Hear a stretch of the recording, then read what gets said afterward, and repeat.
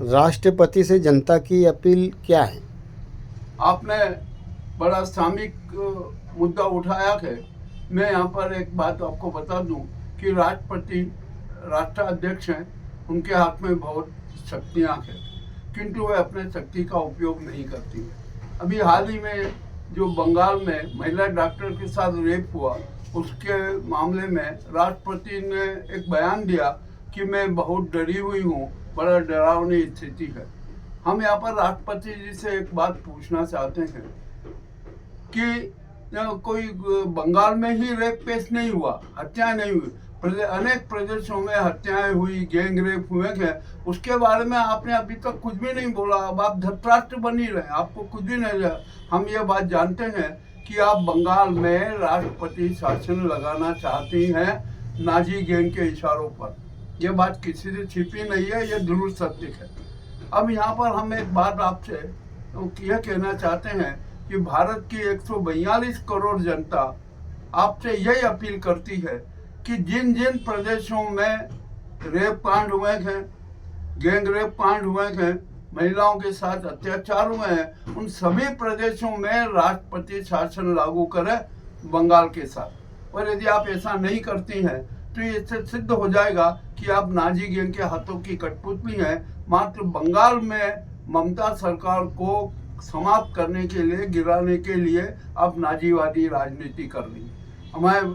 मुझे पूरा विश्वास है कि राष्ट्रपति मुर्मू 142 करोड़ जनता की आवाज़ सुनेगी और जिन जिन प्रदेशों में रेप हुए हैं, बलात्कार हुए हैं और अन्य महिलाओं के साथ अपनी घटना हुई है, वहाँ पर राष्ट्रपति शासन लागू करेगी। यह हमारे कोई अकेले की बात नहीं है, यह हिंदुस्तान के 142 करोड़ जनता की आवाज़ है।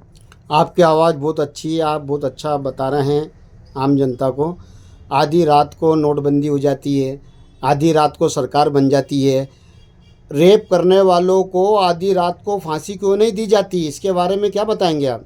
देखिए, अब यहाँ पर बड़ी जागरूकता रही है, परंतु जहाँ तक अब रेप और गैंग रेप एक सामाजिक उन्माद का रूप ले चुका है और सामाजिक और राष्ट्रीय संस्कृति बनती जा रही है। यह ऐसी स्थिति होना राष्ट्र के लिए घातक है, समाज के लिए घातक है और मातृ शक्ति के लिए भी अति घातक है।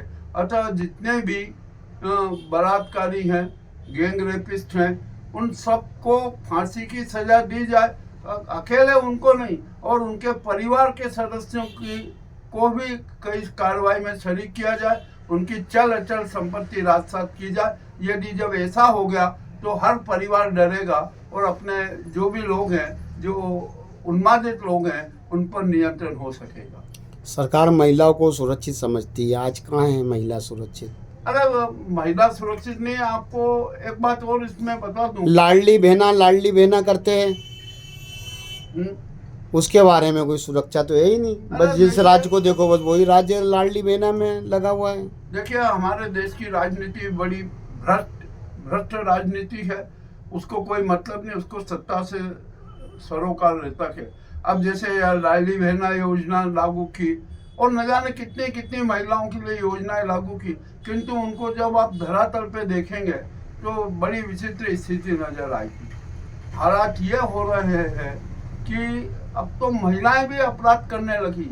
हाल ही में अभी रायसेन में एक प्रकरण आया कि एक माँ ने अपने दोनों बच्चों की हत्या कर दी और उनका शव जलाने के लिए घर में आग लगा दी और फरार होने वाली थी। वो घटना की जैसे ही जानकारी लगी तो उस माँ को भी गिरफ्तार किया। तो ऐसे कुछ नारी शक्ति में भी कुछ असामाजिकता आ गई है, जिसका परिणाम हमें पूरे राष्ट्र को और समाज को भुगतना पड़ रहा है। आपका नाम? केसी यादव। ग्राउंड रिपोर्ट मुकेश लश्करी, थीम न्यूज़ चैनल उज्जैन।